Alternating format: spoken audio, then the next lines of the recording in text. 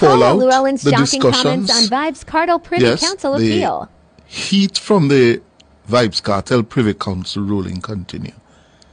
And this morning, for the first time, the DPP was responding since the judgment came down last Thursday morning. And she was asked by Tona and Ricardo about the advice she gave to the judge in the trial after it was revealed that there was an attempt to bribe the jurors. DPP, having been told that all of your jurors in 2014 had been offered a $500,000 bribe, why did you not advise the judge that it was probably best to dismiss the jury, which was now obviously tainted? You see, you are now trying to get me to discuss the matter, and I told you that I didn't wish to. No, but certainly this point, DPP, is important, because here the law lords are saying you advised the judge that you were prepared to proceed even though you knew that the entire panel, 11 jurors, the forewoman told you, had been offered bribes. Wouldn't that mean in your judgment, DPP, that the entire jury, as the law lords have now found, was contaminated and should have been terminated or discharged? Well, first of all, I am not the judge.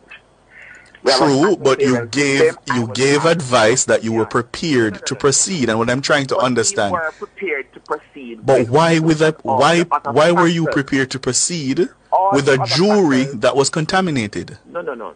All the other factors, that some of which I cannot go into in terms of. So you were thinking about cost. You were thinking about how long the matter had been going. We were also thinking of security issues. There were a lot of other issues that we cannot go into the public domain, and what our information from the foreman was, what she was saying, was that all of the attempts had to do with acquittal. Clearly, if it had been the other way, we would have, clearly, given the overriding objective of any case, which is fairness to the accused. But what would have been perhaps planted in the mind of the jurors is, okay, you need to acquit. And remember that these persons, at least two of them, are very famous. So it would have been, as far as the prosecution, when we discussed it, we would have been at those ones at a great disadvantage. This is not the first time. But with the greatest respect, DPP, that's not persuasive, because what I want you to focus on is the fact that the process now had been corrupted and contaminated, and you advised the judge that you were comfortable proceeding with a contaminated and corrupt process. This is not the first time that I have had to deal with jury tampering. And be that as it may, in the exercise of your judgment, why did you not see it fit to bring to an end a matter that had been corrupted? After 64 days of trial? Isn't the interest of protecting the impartial trial greater than the length of time that had elapsed? I agree with you on paper, but I have done other cases where there has been jury tampering to the great negative of the prosecution.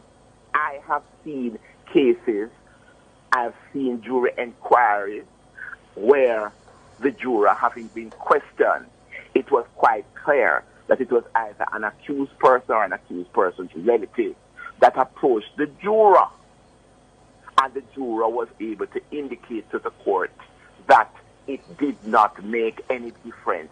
He would still be able to have an impartial situation in his mind. I have had the experience. I've prosecuted many cases. And when asked, I have indicated that we don't have any problem. So in other words, we are prepared to take our chances and just try to make sure that you have a very powerful address. But this, what happened in a couple of the cases I've dealt with, didn't happen during summation. It happened before we got to summation. So I have had the experience before of jury tampering. And I have been asked before, what is my view, being the prosecutor in the matter? And even after the inquiry, it's a judgment.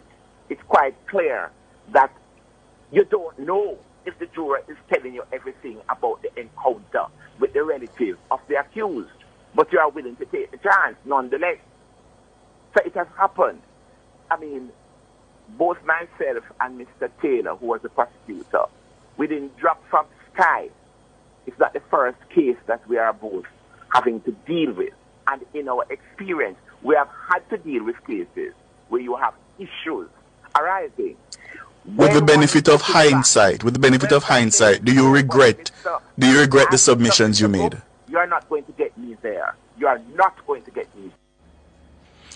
Well, quite an interesting 5 minutes of exchanges there.